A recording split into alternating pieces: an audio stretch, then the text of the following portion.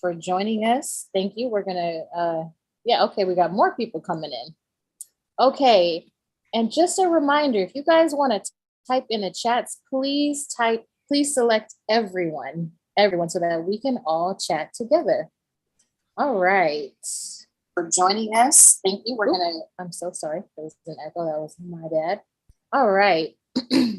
So I'm actually not your moderator, but I'm here to welcome you, and I'm here to introduce our wonderful moderator. And here we go. So this is our Making Beats on a Budget event powered by Better Youth and the Los Angeles Film School. I am Shonda Pierce, for those who don't know me. I'm a part of the LA Film School events team. And again, like I said earlier, I'm here to introduce our awesome moderator. So I am just gonna kick it off. Here we go. Herb Trawick is a label executive, Broadway producer, author, executive producer, talent scout, and co-host of the hot internet show Pensado's Place. And for those that don't know, Dave Pensado is a mixing legend who has hits with Beyonce, Michael Jackson, Shakira, Wiz Khalifa, Christina Aguilera, Afrojack, and Jill Scott, among others. It's amazing. Herb also built Brian McKnight into an R&B superstar with 20 million albums sold, global tours, and 30 plus Grammy, American Music, Billboard, Emmy, and Image Award nominations. He was also a longtime partner of the late Maurice White of the legendary Earth, Wind, and Fire. Herb has worked with Interscope, RCA, Mercury, Capitol, along with consultancies at Motown, Def Jam, 1500 Sound Academy, Blackbird, and Musicians Institute. Herb is a living legend. And we're so honored and so excited to have him moderate our panel today. So everyone, please help me welcome Herb Trawick. Well, hi, everybody. Yeah. My tribe doesn't blush well. So thank you for I just looked at that and said, how old is that guy? He's got all this stuff that he's done. But we're hanging in there, and it's events like these that make this journey really cool. Again, if we want to know how you're doing, we want to know if you have questions, let us know all that in the chat. We're going to have guests watching on YouTube. We have guests here in the Zoom, and we thank you for tuning in. Huge shout out to Better Youth. Really an incredible organization, Sid Stewart, and what she has seen and done and paid attention to. And I've watched it for a long time. The work that she's done is incredible. One of our panelists, Reuben Garcia, I knew him when he was a much bigger but yet smaller guy, and his intent and his purpose with the program and his commitment was evident 10 years ago. And I'm not surprised he's here as a panelist. That's what this program does. It's incredible. Also want to give a shout out to Skydance. Skydance works closely with Better Youth, and their hands-on mentorships, the organizations, the impact of helping diversify is incredible.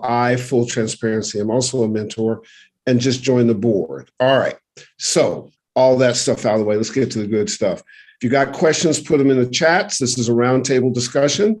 And although I'm moderating, I want to get out of the way so you get a chance to talk.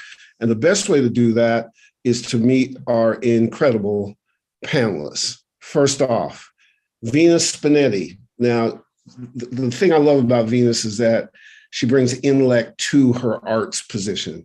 Her genuine truth through sound and arts is part of her philosophy. She's spreading love and inner peace.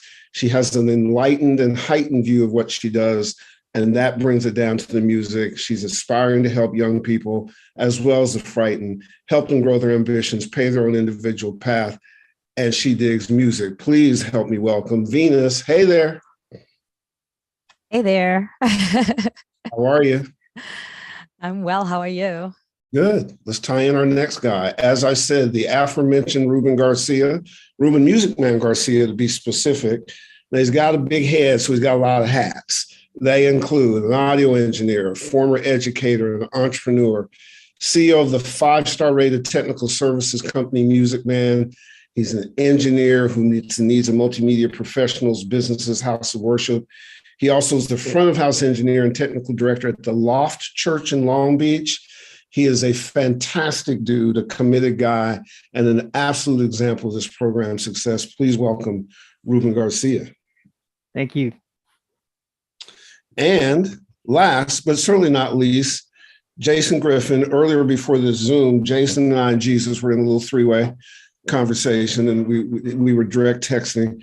A multi-hyphenated production lead, his live music activations, he understands the power of connectivity, this appetite for helping others attain success in the production media spaces is also a hallmark of this program. This program teaches people to help other people, to pay it forward. His clients included Black Enterprise, Lexus, Spotify, Netflix, another bad boy. Round of virtual applause for Jason.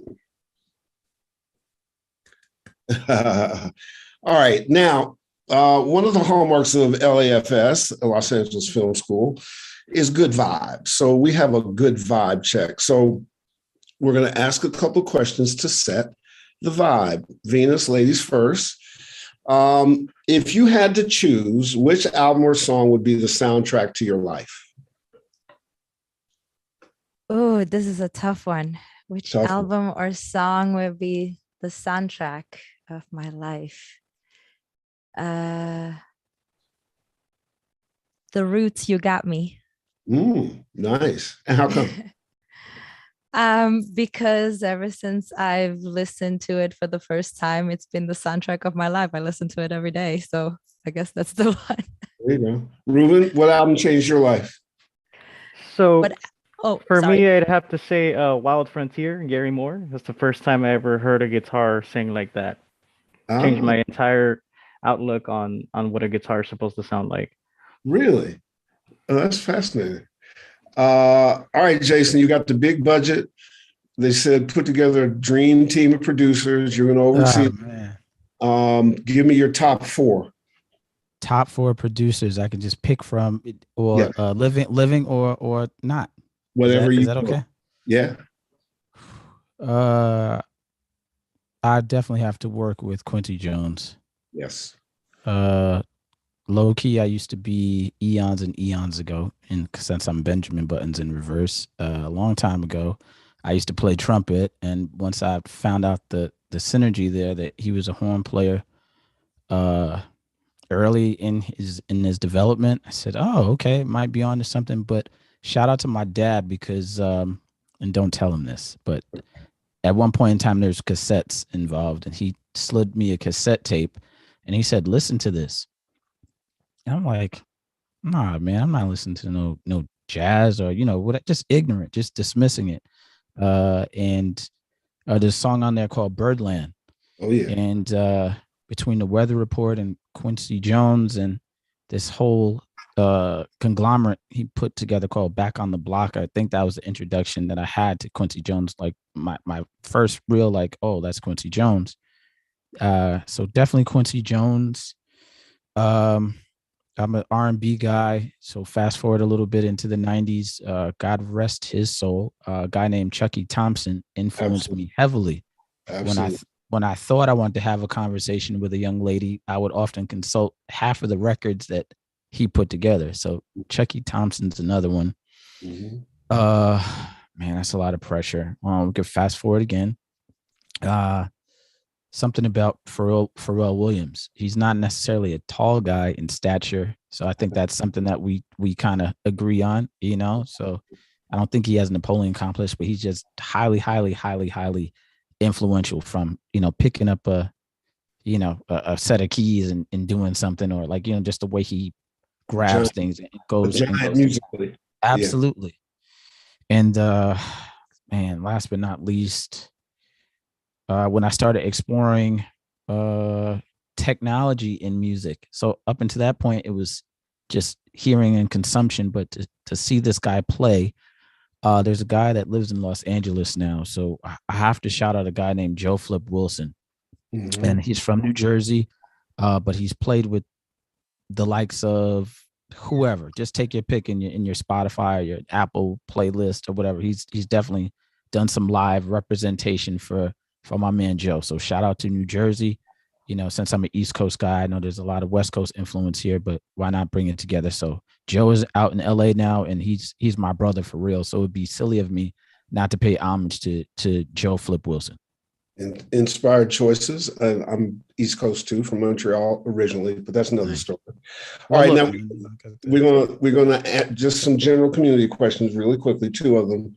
So let's see, Reuben, if you said I represent for who or what? Well, I would want to say I represent for the little guy, because I feel like oftentimes we get left out on our way up.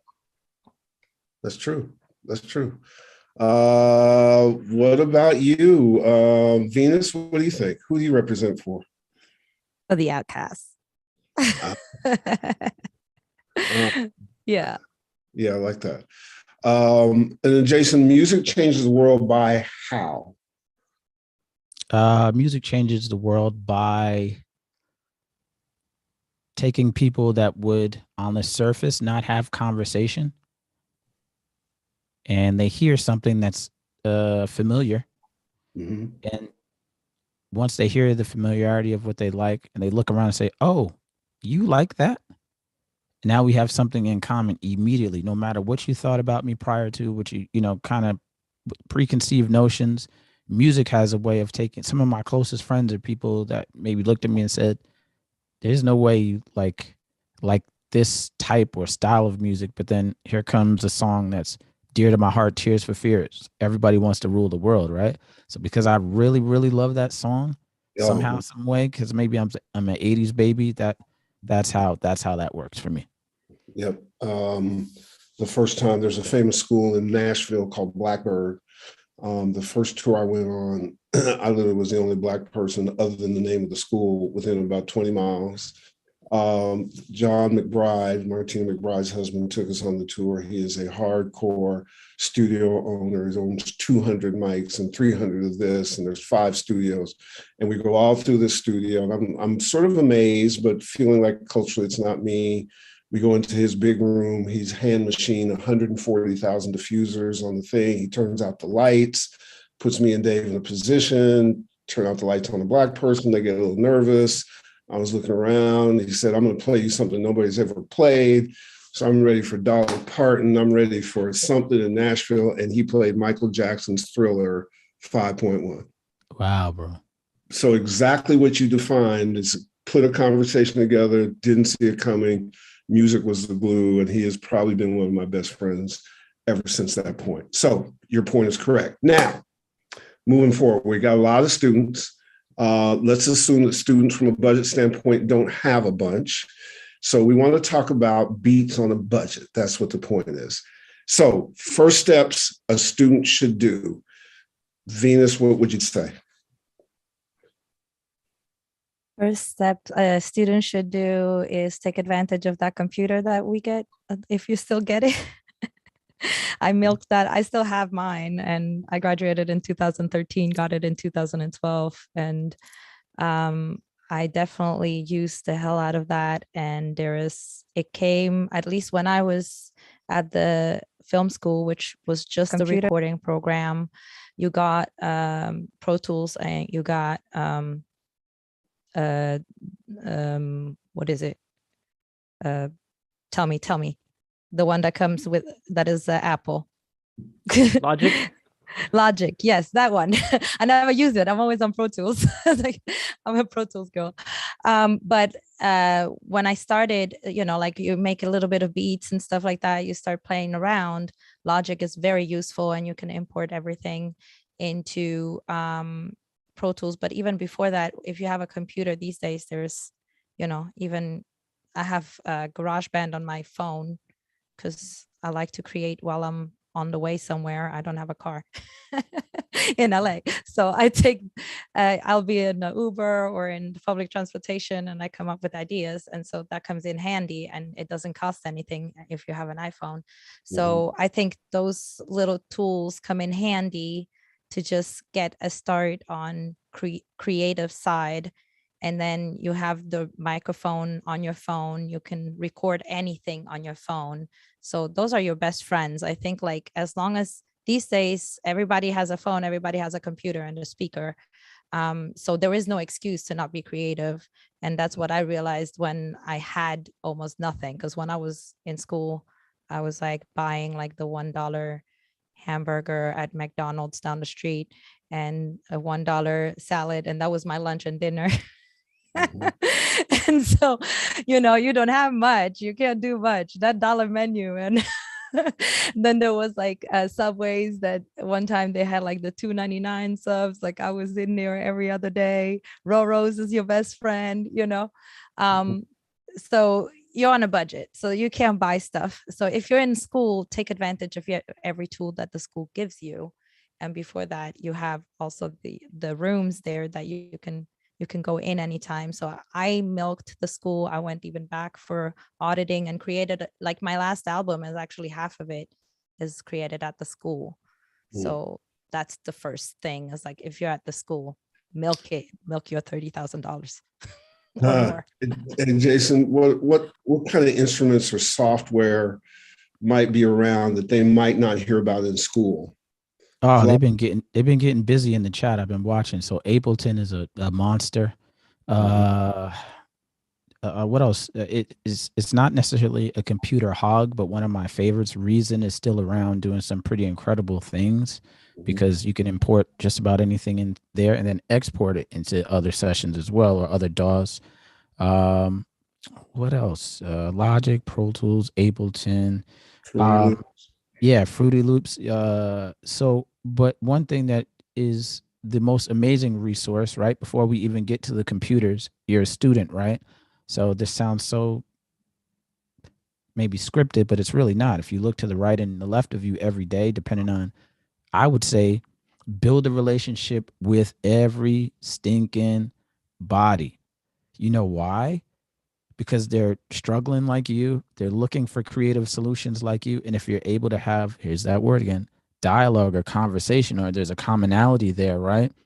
Yeah, you're going to get to the music, but if you can have a conversation with said person over here, or, you know, as Reuben says, he represents for the quiet guys in the corner, or the people that get overlooked. Those are the people 9 times out of 10 they're going to turn in and sit as an exec and cut a check for your project. Or fast forward years later, oh man, you went to such and such school. Oh, so did I. What year did you graduate? Those commonalities you have to take advantage of, not because you're trying to use or manipulate people. But I love how, if you've ever seen something, and I'll hurry along because I know we're on the clock. If you've ever seen The Black Godfather, there's an opening scene with what is his name? Escapes me now. He's speaking about Clarence Avant, and he says one of his superpowers is manipulating people, and not in a bad way, but just positioning them in a way where there'll be some kind of dialogue or interaction. So he understands what one superpower is. He understands what another person's superpower is, but his superpower is understanding that both together need what each other have to bring forth something. So forget computers, because they're there. I'm not saying don't do your research and your due diligence, but to be honest, it's the people that will make that thing and drive everything.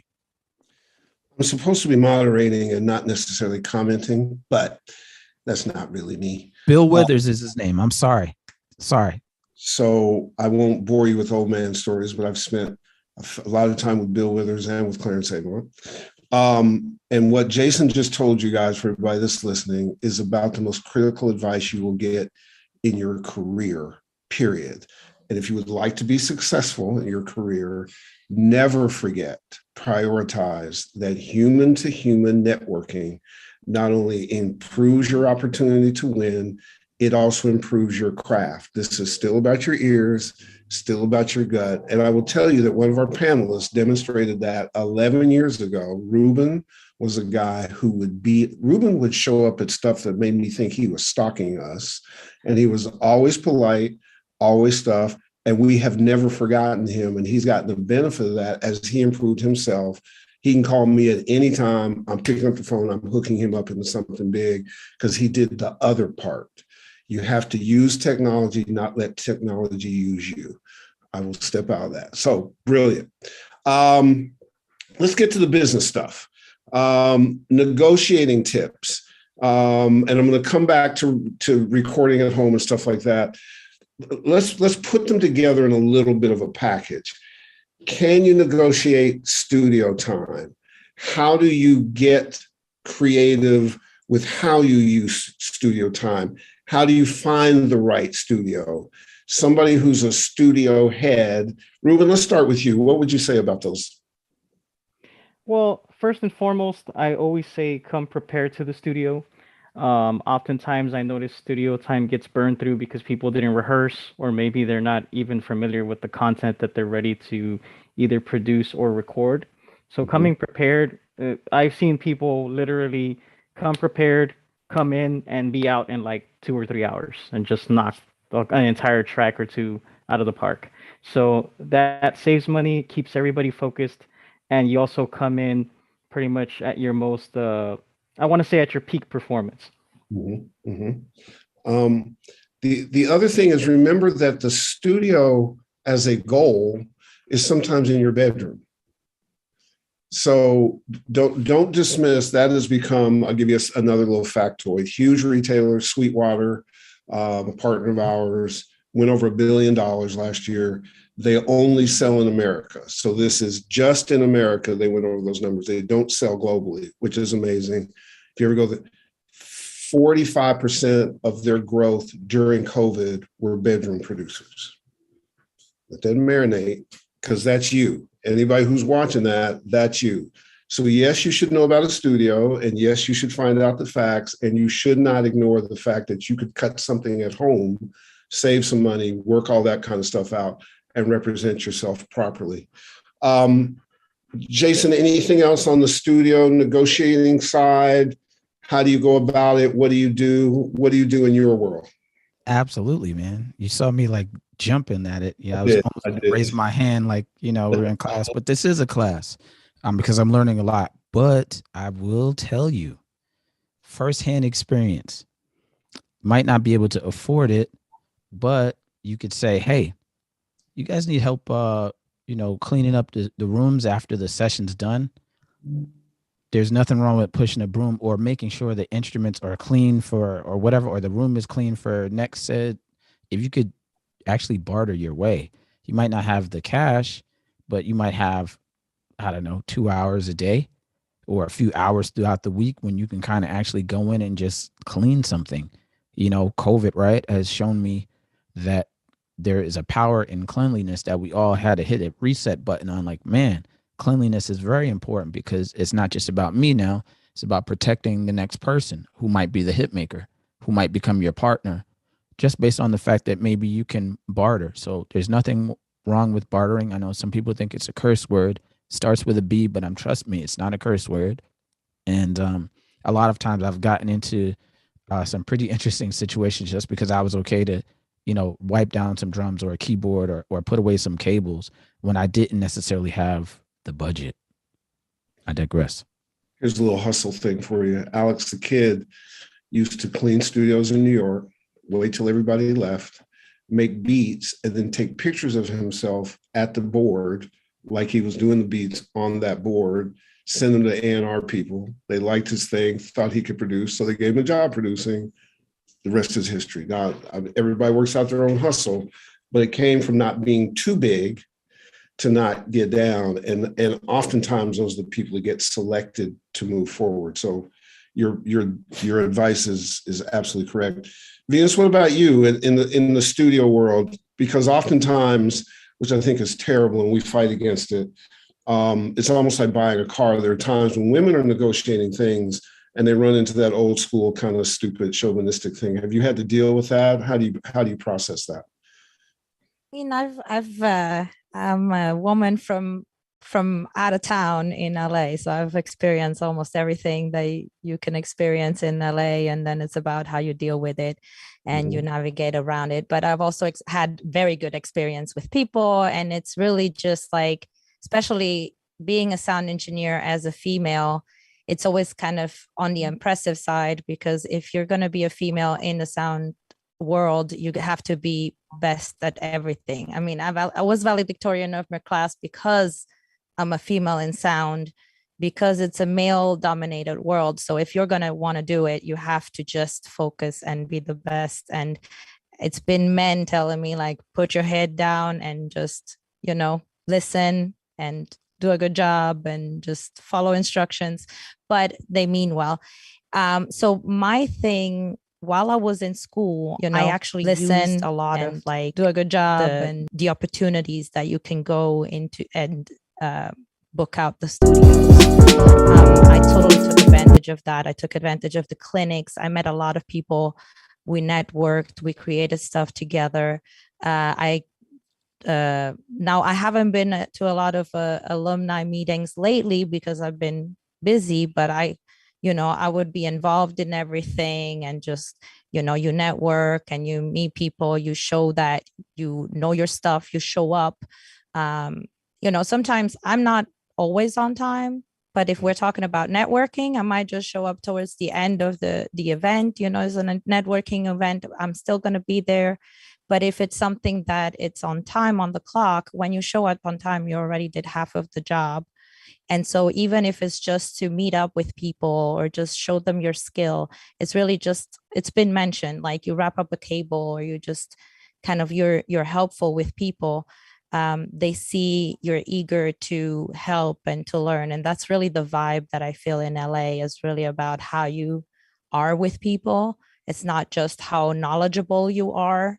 I'm a smart ass too. So I have to pull that back and be more humble, so that's really like something that you learn here, that it's not that Hollywood, as people say. Like the people that really work, they're all very humble. I mean, Earth, Wind and Fire. That's what I was just at the show. Like, and when you're around like the successful people, that's what I've learned, is like everybody is humble and willing to help you out and hand out, and actually mastering engineers are like, oh, for you I'll do it for $40. Like, wow, really? For 40?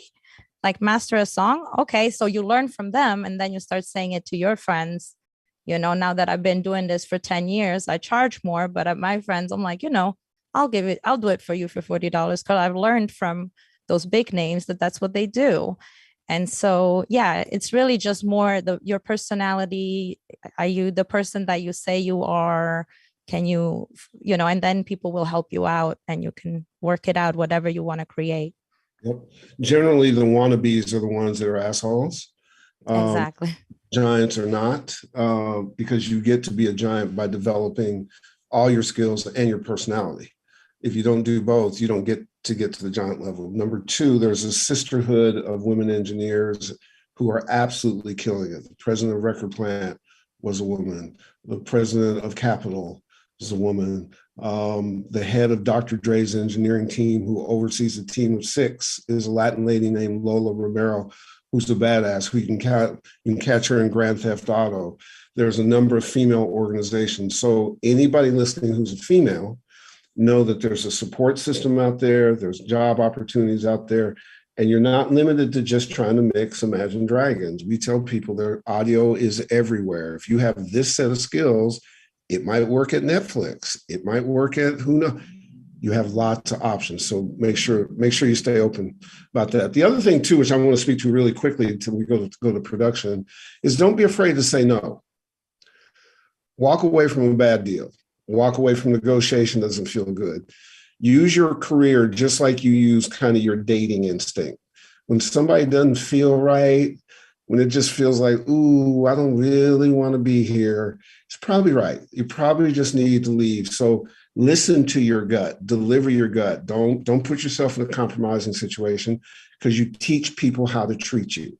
And if you allow yourself to be in a compromising position, somebody's going to tell somebody, and then you're running into blocks every place. The deal is not the last deal. There's another one around the corner. Last part is failure is just a chapter in how to become successful.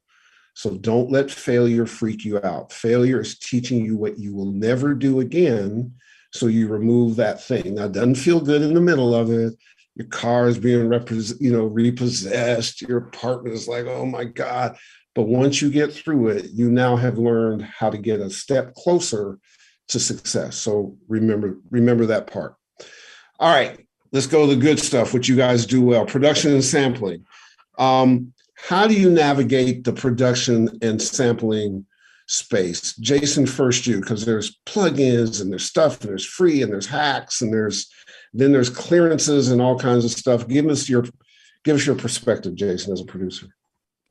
So when I really started getting serious about it, a good friend of mine said, "Go get an attorney."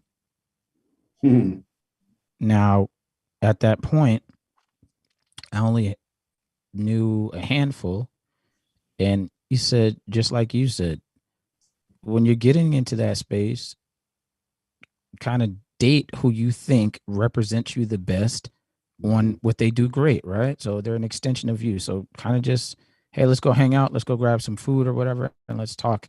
Kind of just, I've been just really just interviewed people. So once I found the attorney that I felt like I could say, hey, listen, man, I got to get this done.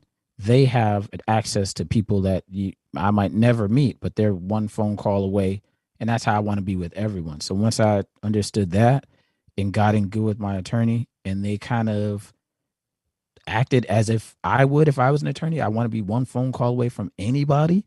Hey, Jay, let me call you right back. I'm gonna call you back, but let me, I'm saying, that kind of response, that kind of freed me up, because they understood the legal jargon to let me be creative. It's like learning a program. You get Ableton, you get Logic really quickly. You don't want to be like arm wrestling to be creative. You want to be creative. So the learning curve for some people is discouraging. So with that in mind, I tried to align myself to do that. So once I understood I had an attorney that would do the heavy lifting for me so I could be creative, that would be my first go-to. If you don't have an attorney, talk to people that might have something you can actually speak to them. Done. I'll be quiet. Wise advice. Venus, what about you? Production and sampling and navigating that space. I just don't do it. I just don't do it.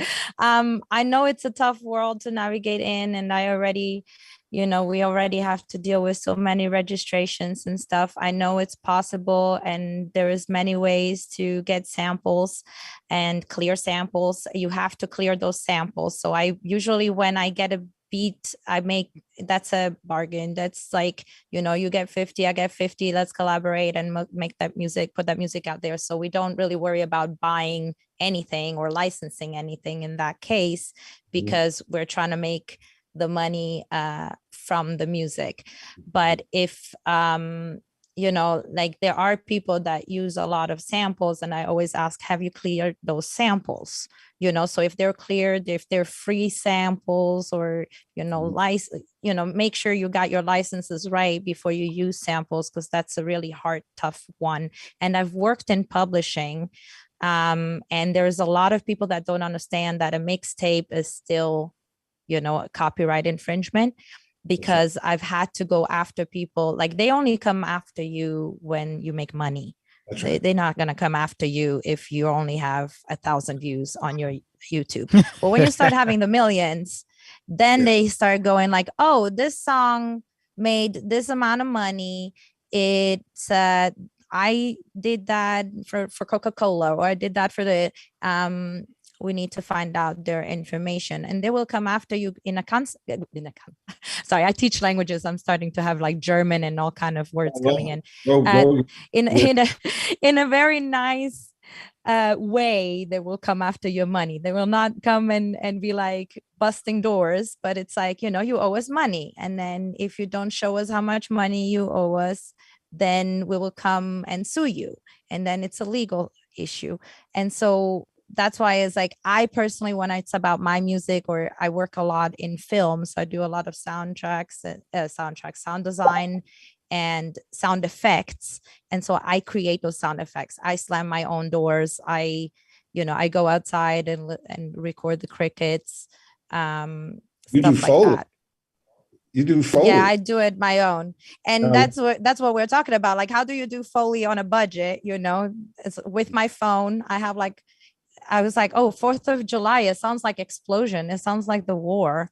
So I have like 4th of July recording on my phone, usually record a minute of it. So I became that person. Like, I listened to something like, ooh, this sounds really cool. Record on my phone. And the iPhone is made so geniusly, like milk it, so I will send that's you, what I do. I'll send you, we did a show on the soundtrack of a wildfire. So when all the fires were out here, we had somebody go through and pick up all the different sounds a fire makes. It was fascinating, like the whole thing going on. Ruben, in your world, particularly since you build things and provide things and all the other kinds of stuff, how do you negotiate the production and sampling space? Well, these days everything is pretty much virtual instruments. I tend to install dozens of them, and then these days there's so many small companies that make sample libraries for less than what it would cost you to buy, a Big Mac at McDonald's. Recently, I bought a sample pack for $10. It's all royalty free, so you can use it pretty much on all your productions, whether it's kind of just like your little soundtrack that you're putting together or a full-blown professional production.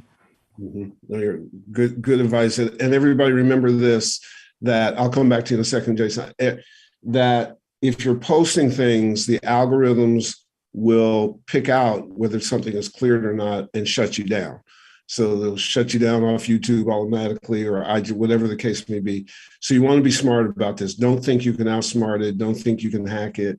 What you do is you find legal ways around it, make your own like Venus does, use free library samples or whatever the case may be to go do what you need to do, post differently, but don't think you're smarter than the average bear because you're not smarter or quicker than the algorithm. Jason, you were going to say? Yeah, I was going to say something that is often overlooked. If you have access to the artist that you are sampling from, how about you be a respectful person and say, hey, I'm thinking about using such and such from your work. Now, it might be kind of bold, it might be kind of, however you want to do it, but it's honest at the end of the day. And I think the artist, whoever you're going to be lending from, they deserve that conversation. They might say, call me back in 3 years or 20 years, haha, kid, or whatever. But if you have access, because the internet allows you to touch everybody, so there's really no excuse, but an email might go a long way. Or if in tandem of asking, surround yourself maybe with some instrumentalists that know how to play. Maybe you can play the sample, then ask and say, how do you feel about this representation or this copy of what you're doing? Some people are weird about that, but I like surrounding myself with people that actually play instruments. Nothing wrong with virtual instruments, nothing wrong with any of that, but I have a fond liking for instrumentalists. And a little tech tip, which will help everybody with this particular process, go to an app called TuneGo, TUNEGO. Its Vault will handle all of that information for you. It will then supply it to wherever you go, wherever you stream, whatever you do. You can control. So if I want to send something to Jason, I can control whether he can listen to it, whether he can download it. When he collaborates with me, I have a timestamp. It keeps our splits. It keeps all the metadata that you need. It moves it forward. It also distributes to every place. And it has a one-button touch to turn your music or whatever you want into NFTs.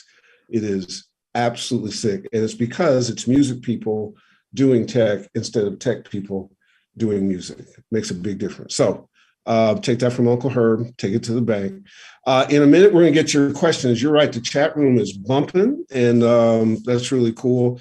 We got the business part to get to really quickly. And I want to do it in a streamlined way because I think the business part, one, is much more expansive than we have time to get into.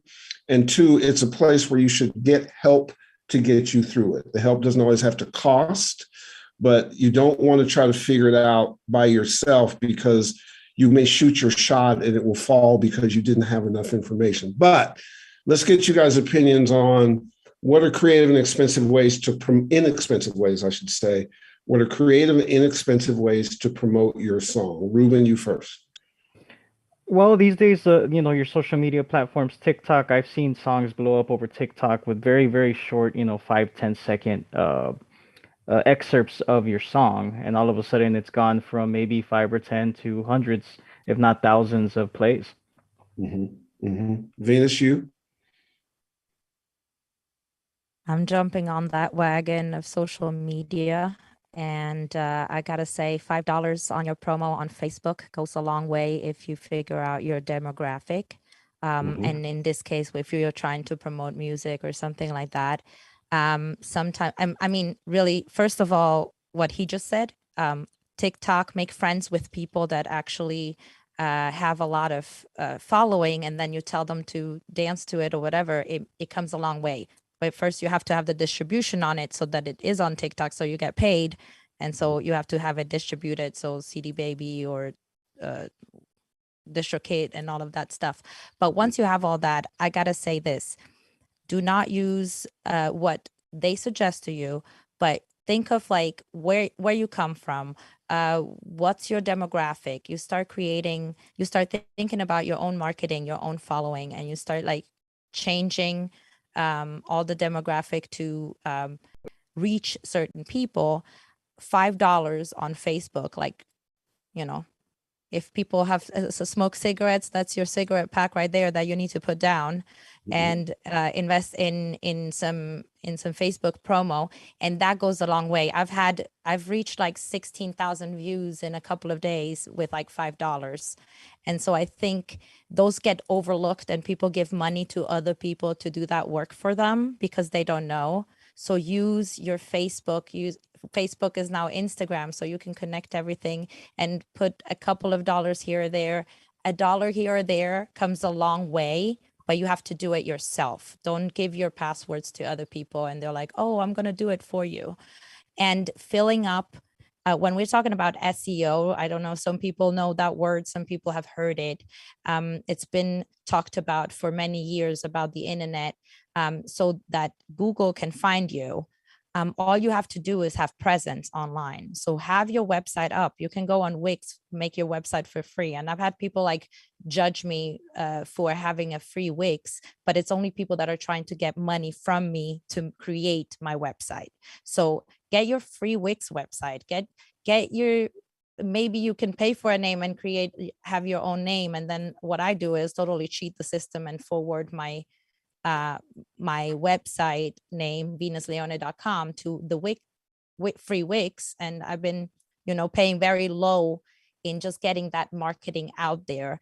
And so if you have like a blog and you have your Facebook and your Twitter and you're posting and you're doing like, if you start, let's say you're trying to do sound design like me, maybe you shouldn't say that because then you'll be competition, but like sound design, then you have to have sound design in everything that you do connected with your name. And so just that creates a buzz that you did not have to pay for. So if you have your presence online, if you're like your name starts popping up, you start, and then you put a little bit of investment here and there on Facebook, you start having your own buzz, like you're just one person and you already have that achievement. And then obviously if you find other people to help you out because they're your fans or your friends and you can exchange favors, that is great, because then you have now you start creating a team of people that are working with you. But I think to begin with, if you're really like making music and you want to put yourself out there, I've seen even just like beat producers totally take advantage of SoundCloud, and like you make your playlist on SoundCloud, you make your website all for free, you make your blog all for free, and you start creating licenses. There is a page called SoundClick. I don't know, I'm sure there are better stuff out there, but SoundClick was great at the time because it created its own licensing contracts. So you can print those out, look at them, and you can start licensing your music out there. So that's a little gem that I'm throwing, like check out SoundClick because it's a free page. I know that it still exists. I'm sure there's better out there, but what I liked about them is like all transparent. It would show you, like they would just get a little commission for the deal that they made with you with another person.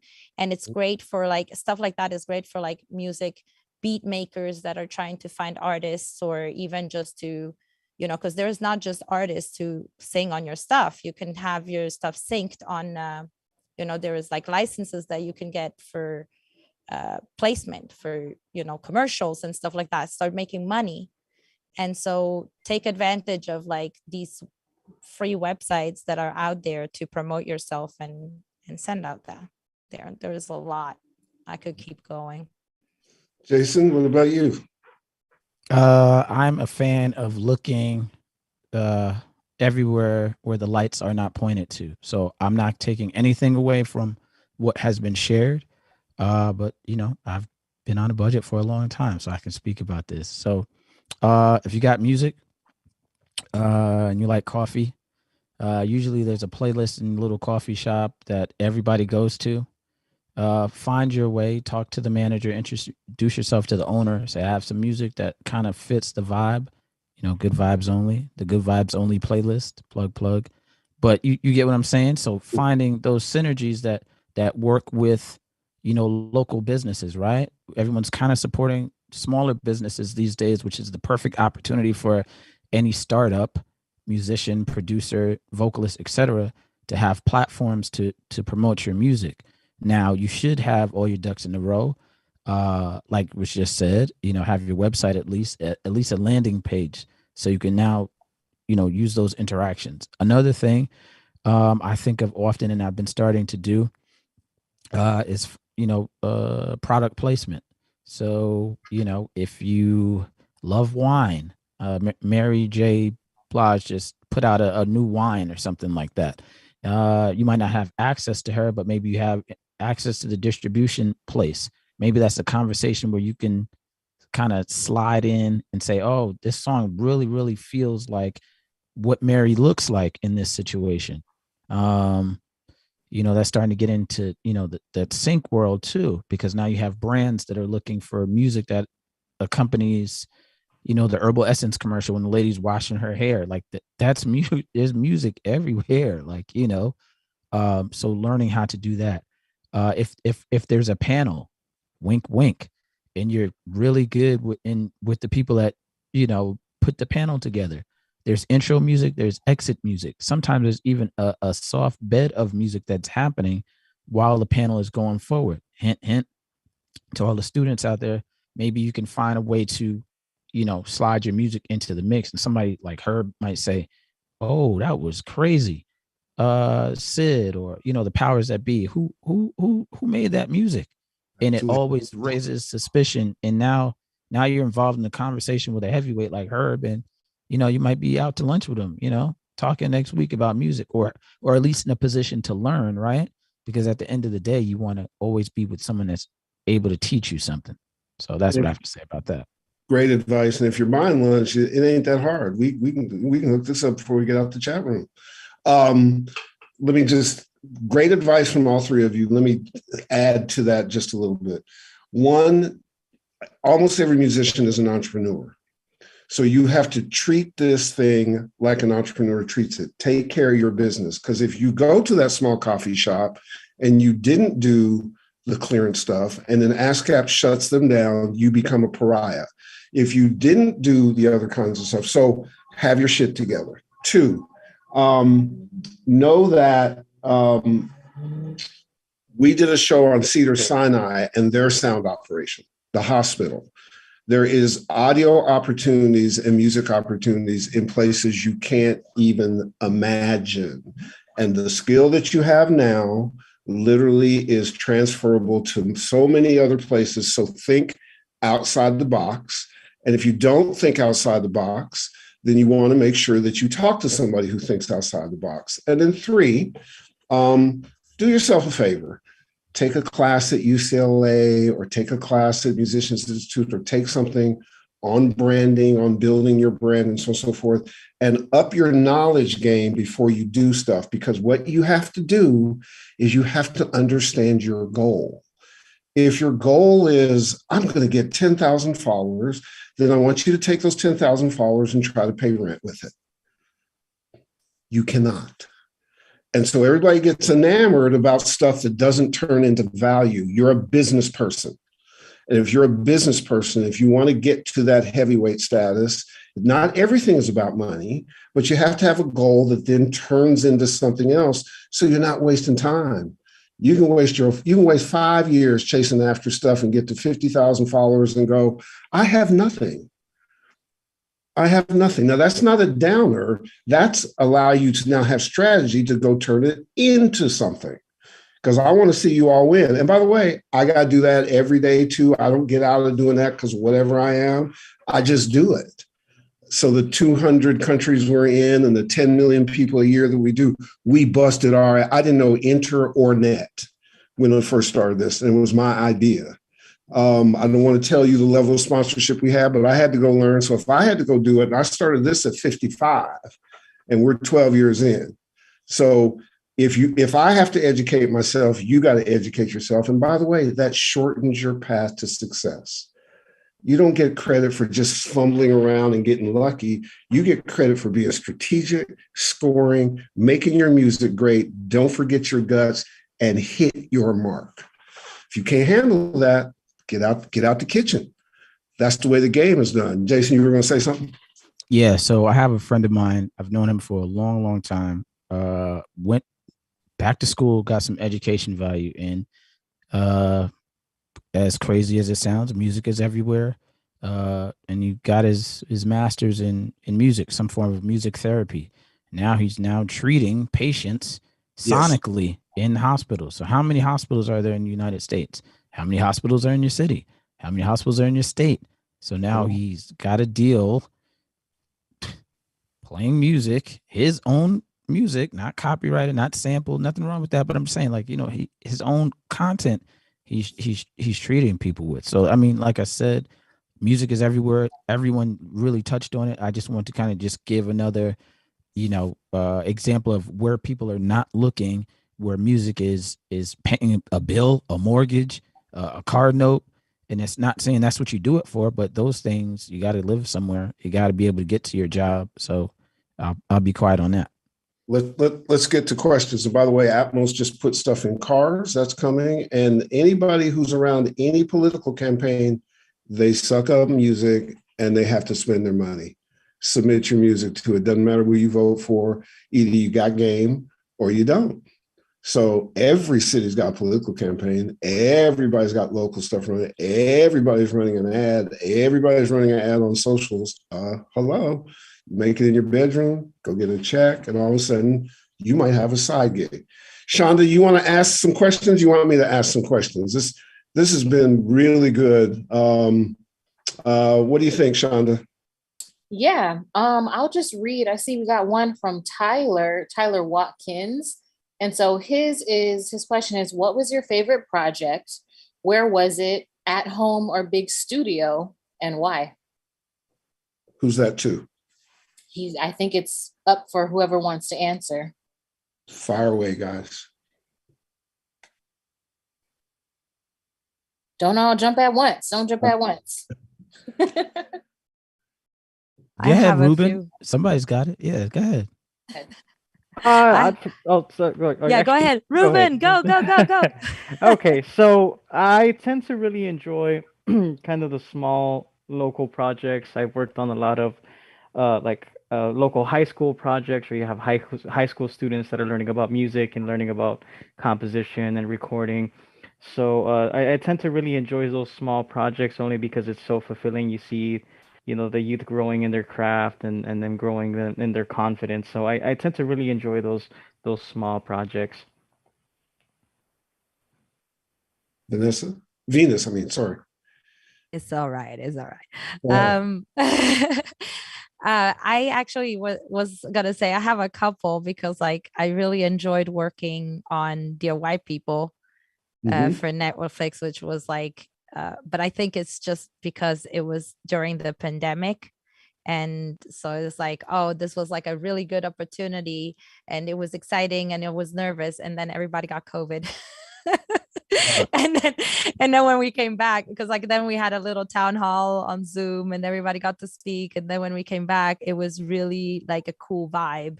And then I got to have that experience of because I'm a hermit. And so if I'm not on set, I'm not really around a lot of people. So that was interesting. And at the same time, one of my favorite gigs that I will never forget. But then also, I just recently did something, and my point of that to say that is because you have to be open to anything that comes at you here in this industry, and then you get a really good time. And recently I actually teach languages as well, as mentioned earlier, and then the school that I work for called me if I could work at the Village with like some opera singers, and I was like, oh sure, to kind of like do some vocal coaching. I ended up not just vocal coaching like Latin Italian, but I'm also now like translating songs and working with them, and so I've learned that these little gigs where you get hired for something actually that might be small, even when I worked in the publishing company, I was getting hired to just do MySpace pages at the time. That's how old I am. And I was charging $50 per MySpace. And then this guy just kind of liked my vibe and this and that. And then I ended up working for him, like, and doing so many things that then my title changed to like senior vice president. And I learned everything that I knew about publishing. So yeah, don't sleep on those little gigs, that might just become like bigger opportunity just because of like your personality and stuff like that.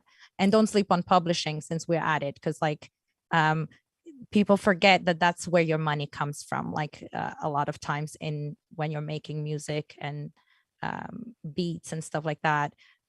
Pay attention in your publishing class or get a book about publishing to understand what I'm saying when we're talking about licensing and syncing. And I just wanted to throw that in there from like the prior conversation, but yeah. I think you make a really important point before we get out of here, that what you've heard from the panelists is that you have to not only learn your musical craft, but you have to learn your business craft as well too. And when you know that, and you don't have to be necessarily an expert, but you have to be at least familiar so it's not jamming up your creativity.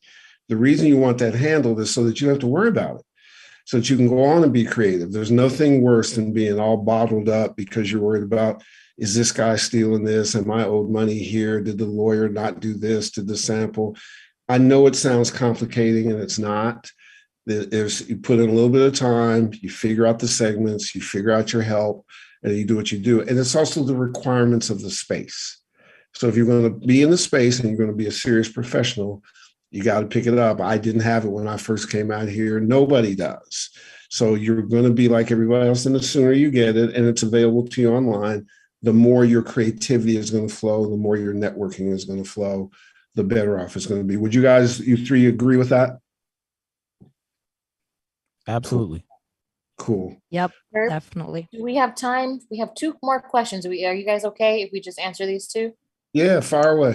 Good. Okay, Sure. so the first one is from Alexis, and it says, what is the process for a musician who tries to move into making soundtracks for TV shows and movies? I think that might be a Venus question, or maybe Jason too. Yeah. Yeah, okay. No, I let Venus actually take it. just had a panel on that. It depends on exactly what you're trying to do, because like soundtracks, if you make music and you make songs, then music supervisors are your best friends. If you want to be a composer, the best, I think, coming from the school, the best way is trying to be an intern or an assistant to a composer, or, trying to work with the school, maybe to find those people to work with them and get yourself into the business. Because I feel like when it's about composing, it's a big nepotism, but it's really like, that's what we were talking about. It's all about relationships, right? Like how you build relationship in this industry. And so when you have that personality that is willing to learn and is working and is focused, and as a woman, I have to say, for being here all by myself, I've never done things that people talk about, like, you need to do or whatever. I've always been very true to myself and, just working hard and trying. And sometimes you got frustrated and I did think like maybe I should have, or I could have, but I've always been very true to what I want to do, and people will help you with that. So. Yeah, absolutely. Jason, what about you? Blah, blah, blah, blah, blah. She said something about music supervision. I'm sorry. Yeah, forgot him. soundtracks. How did somebody break into? No, listen. So, full disclosure, real rap. You know, I'm a New Yorker, so I'm gonna keep it 1,000, a million times over. 100%. During the pandemic, I was interested in music supervision. So what did I do? I went on this app. Hopefully, this doesn't. Maybe it might be. I don't know. A brand partnership deal on the side. But I went on Clubhouse. Right. A friend told me, "Hey, man, if you do not get on Clubhouse, you're gonna go crazy, Jason, because you need to." You know, I said, "What? You need to be on this app." Whatever they saw in me led them say, "Okay." So I hop on Clubhouse finally.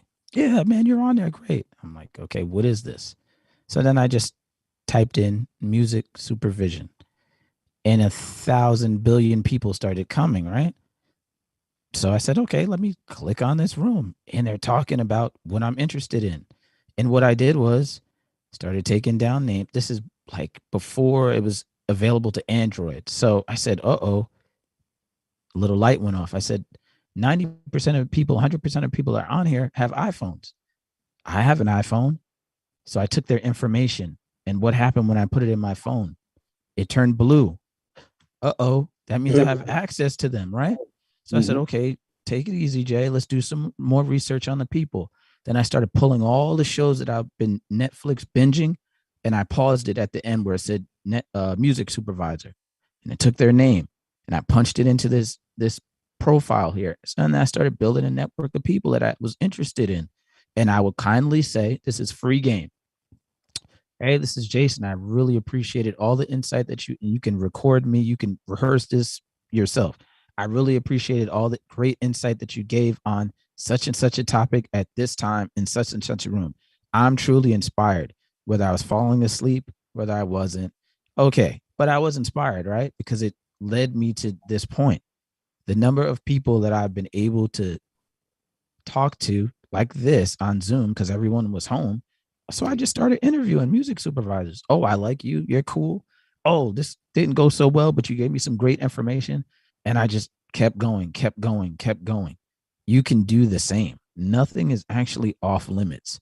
As crazy as COVID has been, as crazy as, the pandemic has put some people into some positions that are, not doing so well health-wise, like the reset on how to approach things should make everyone in this room, everyone under the sound of this Zoom call, it should really help you to focus on, this is what I want, and no one is off limits.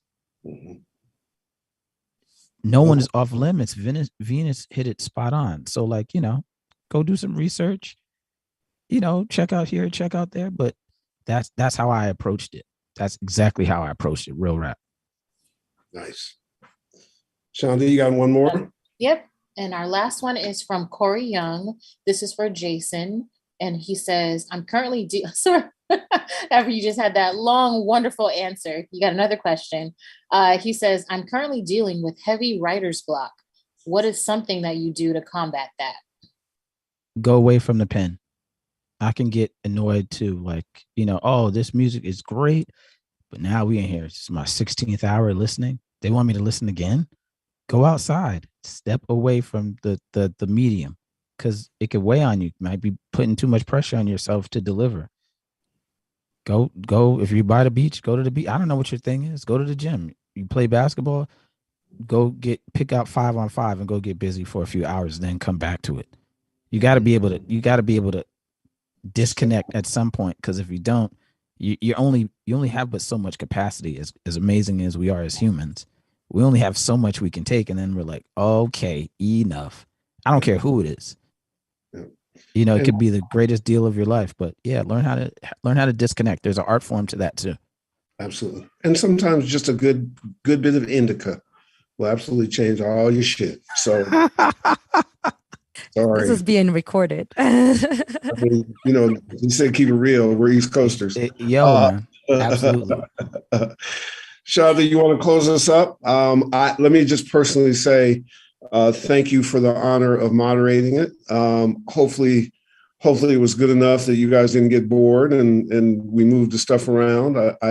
I trust that's the case. I am eternally proud of Sid Stewart and what she's doing, and proud of this organization. Congratulations to the three of you. You all are absolutely awesome. If there's anything we can do at Panelists Place to help you, you know you got us. So again, honors. Shonda, it's on you. Yep. Thank you all so much. Again, thank you to our wonderful, awesome panels. This is amazing. And the chats were really blowing up. So excited to see everybody, you know, interacting. I do want to say for everyone who's here, something that I think we should start introducing is drop your IGs in the chat so you guys can network. Okay. So please drop your IGs, your SoundClouds, your emails, you know, all of that stuff. Put that in there and we'll leave this open so that you guys can have time to follow each other and connect. Again, Herb said it, but I also want to thank Sid, of course. We love you, Sid, and Better Youth and Skydance. Thank you all so much. And Cecilia Berry. And Cecilia, of course. Cecilia, yes. Yes, Cecilia. Yes. Our awesome events team. Thank you all so much. For students, don't forget to check your weekly newsletter for more events like this. Okay. And on that note, I think that's it. We've come to the end. Thank you again to the panelists and thank you to everyone for attending and enjoy the rest of your evening. And we'll see you soon. Peace.